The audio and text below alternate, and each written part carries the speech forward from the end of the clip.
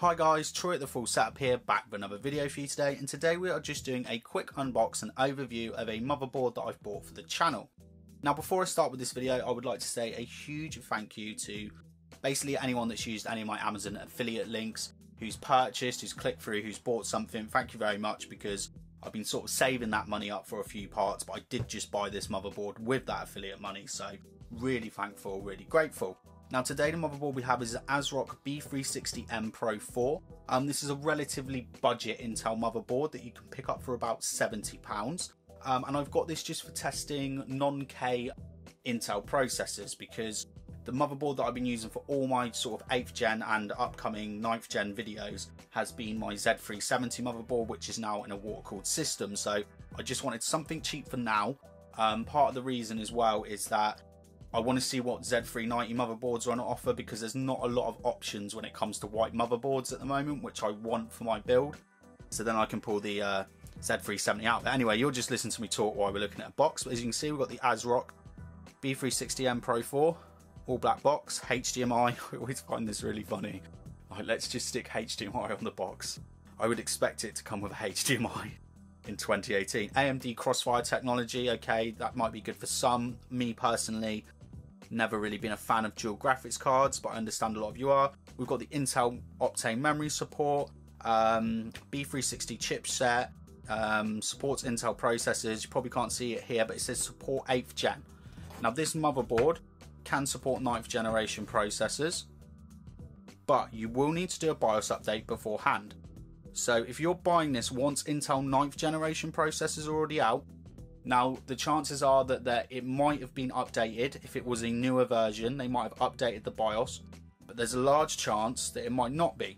So what I would recommend is that you buy it from somewhere that doesn't just sell PC parts, also builds PCs, and ask them to give you a BIOS update as well. So let's have a look at the back of the box. We've got triple monitor, Intel LAN, dual M.2 for SSDs.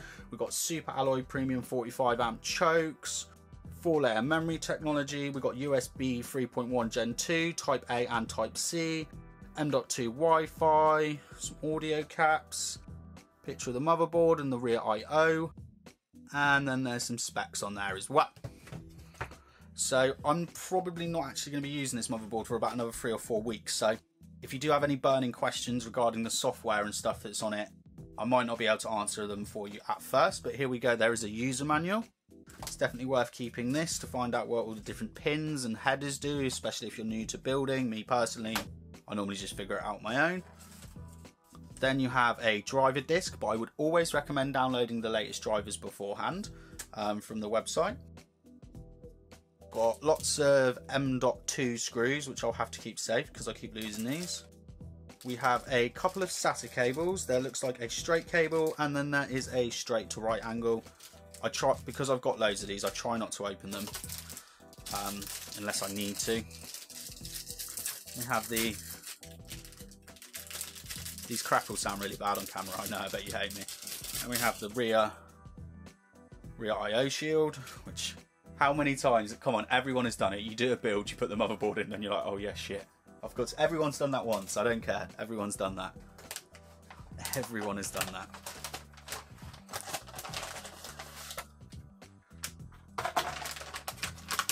And here is the motherboard. We'll just do a quick sort of in hand. Probably shouldn't be wearing a woolly jumper. Let me put my sleeves up. Definitely shouldn't be wearing a woolly jumper to do a unboxing, but you can see all nice black PCB. We've got an I/O cover, which is one thing you don't see a lot on. It's not as common on micro ATX motherboards, so that's very nice to see. We're going to zoom in for a closer look then. So let's have a look at the rear I/O then. So we've got the old school mouse and keyboard PS2 inputs, but that is useful because we haven't got lots of USBs on here, so you could get some adapters. Then we have a VGA, which does 1920 by 1200 at 60 Hz. DVI-D, which does 1900 at 1200 by 60 Hz as well. And then you have the HDMI, which does 4K, but it only does 4K at 30 Hz. Then we have a couple of USB 3.0 Gen 2. These are Gen 2, Type A and Type C. Then we have the Gen 1, USB 3.1 Gen 1. I'm still not sold on Type-C USBs being on the back. I know it's useful to have them and there's a lot of Type-C stuff, but I find it so hard to find that connection. I have to pull the PC out of there. Then we've got two standard USB 2.0s. I imagine it's going to be gigabit Ethernet. And then we have 5.1 audio, but if you use the HD audio adapter as well, you can do 7.1 audio on this. Okay, let's start with the top of this motherboard then. Now, as already mentioned, this is a micro ATX motherboard. Now, with Intel 8th generation, there is something that you want to take into an account. Now, many of you know me on the channel, I'm not one for future-proofing. When people ask me, I want this, how long is it going to last? I just say, just buy whatever you want, you know, get what's good now. But with Intel 8th gen, although you might be buying a budget processor at first, let's say an i3-8100, it doesn't even matter if they don't have these heat sinks, they'll be fine, they don't throttle. Something like an i5-8400 without a heatsink, that's about your limit, it won't throttle. As soon as you start to look at something like an 8700 or maybe even an 8600K, not even overclocking it, you could run into some thermal throttling. They're going to be releasing 8 cores. Again, you might not want to put an 8 core in this, you know, you'd probably want to buy a high-end motherboard. But you might be buying budget now, and then in a couple of years you think, no, I'm just going to stick an 8 core in here, I'm fine not to overclock it. But without the heatsink over the VRM, it's going to throttle. So I really would recommend anyone looking at budget 8th generation motherboards, just spend a little bit extra. Now, as you can see here anyway, we haven't got any heatsinks over for what's the graphics. Now, I would have liked to have seen a heatsink up here, but I'm never going to use my graphics for gaming. In fact, most of you are going to have your Intel graphics disabled, but that might be one thing to look at. If you were just going to be running esports titles for a couple of months, you might want to look at just sticking a couple of heatsinks on here. Anyway, as for the phases, we have a 10-phase power, 45 amp chokes on it as well. We've got the 8-pin power to feed to your processor. Then up here we have the, they're not labelled these fan ones, but I imagine we've got this, that is just a normal, that's a CPU fan. Again, this one says CPU fan or fan 2. Then we have the 4 DIMM slots for DDR4. Now, depending on your processor, it's either going to support 2400 MHz or 2666 MHz. You can't go any higher than that. This doesn't support any overclocking whatsoever or overclocking of memory. Now, you could buy faster memory if you did plan to buy a better motherboard down the line. So don't worry about putting higher end memory in it. It will just only run at either 2400 or 2666, depending what processor. You can see the rear I/O shield as well a little bit more here.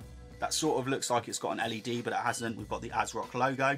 Then we have the 24-pin power down here. This bit I find odd. So we have 2 SATAs, as you can see here, 2 SATA ports, and then we have the USB 3.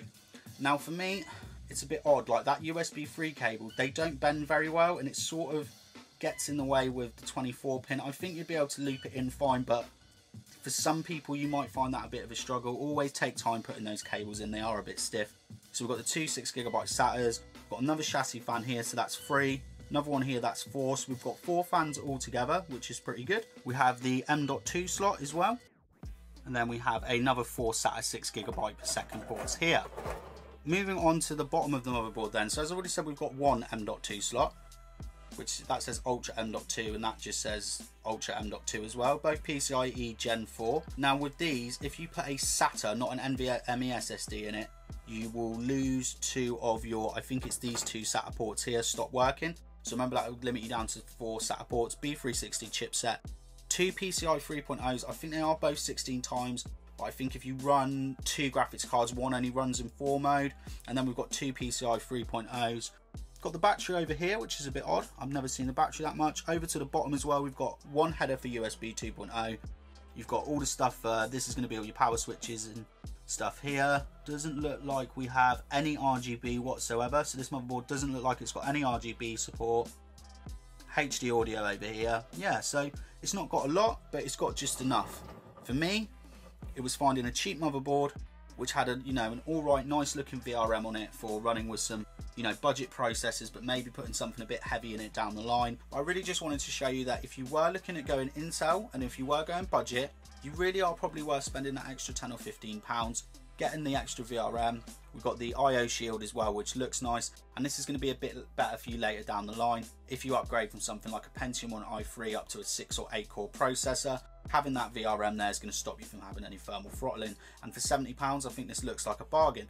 Now, as I mentioned, I'm not going to be using it for a few weeks, but feel free to ask me any questions.